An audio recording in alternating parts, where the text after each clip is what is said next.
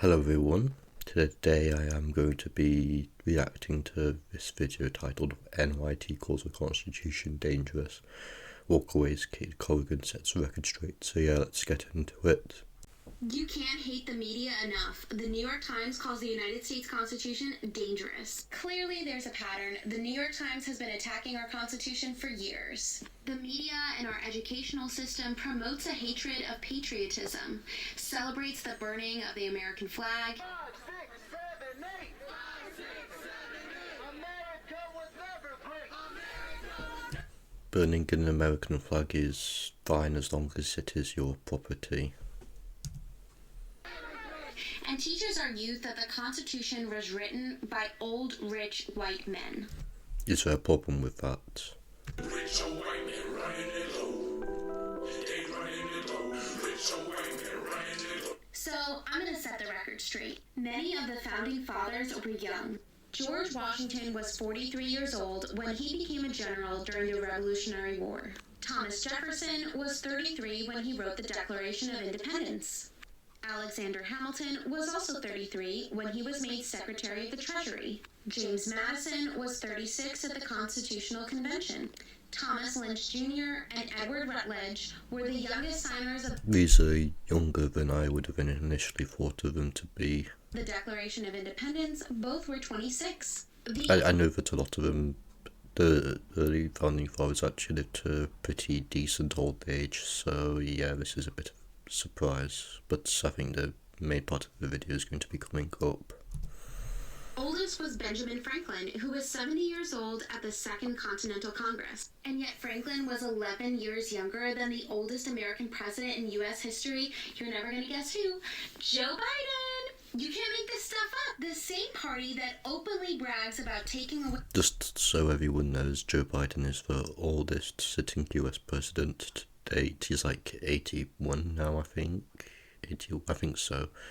And if he gets another term by the time he leaves, he'll be 82. So 86 if he manages to do another term. And when he leaves, if he leaves in that January 20th, 2029. Your First and Second Amendment rights is the same one who uses the media to gaslight, manipulate, and convince you that the document protecting those rights is somewhat dangerous, that it needs to be rewritten, because why on earth would we listen to the fact? If anything, the Constitution protects the citizens from danger. It isn't dangerous itself. If it was dangerous itself, it wouldn't have been made, or there would have been way more significant changes to it, but there's not been anything done to it. It's only been amended multiple times, but those amendments were for the passage of time. Things change over time. It was to better reflect the views of the whole American society.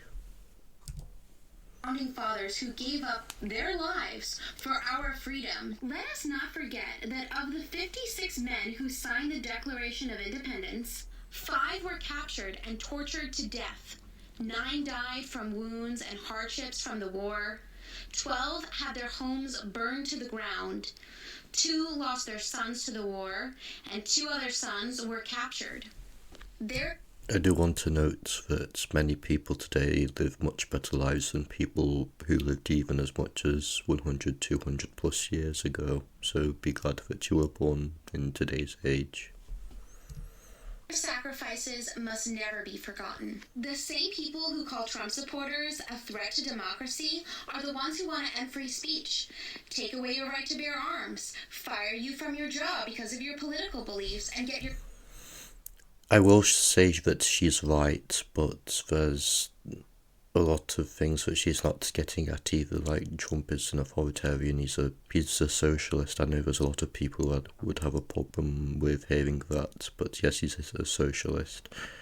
But she's right about this, that the people who are saying he's a threat to democracy want to take away your guns and make hate speech a thing, which obviously would be bad, because it's just extra authority for no good reason, and always be skeptical of authority, guys. I cannot stress this enough. Regardless of where you live, be very protect your freedom at all costs. It's a lot harder to get your freedom back once it's gone. It's harder to get it back than to preserve your freedom. Social media accounts shut down. The same people who promote My Body, My Choice want to deny religious and medical exemptions, forcibly vaccinate an entire country while arresting Christians.